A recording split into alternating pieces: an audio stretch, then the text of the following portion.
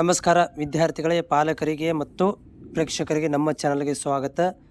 ನವೋದಯ ವಿದ್ಯಾಲಯ 2025ನೇ ಸಾಲಿನ ರಿಸಲ್ಟ್ ಬಂದಿದೆ.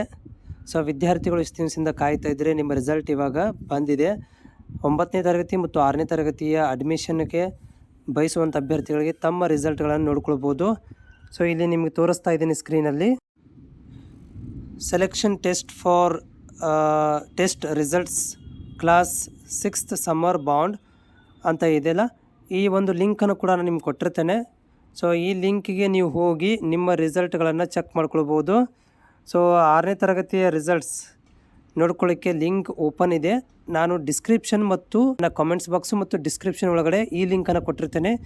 ಇಲ್ಲಿ ನಿಮ್ಮ ರೋಲ್ ನಂಬರ್ ಅಂತ ಕೇಳುತ್ತೆ, ಅದನ್ನು ಹಾಕಬೇಕು. ಡೇಟ್ ಆಫ್ ಬರ್ತನ್ನು ಹಾಕಿ ನಿಮ್ಮ ರಿಸಲ್ಟನ್ನು ನೀವು ನೋಡ್ಕೊಳ್ಬೋದು.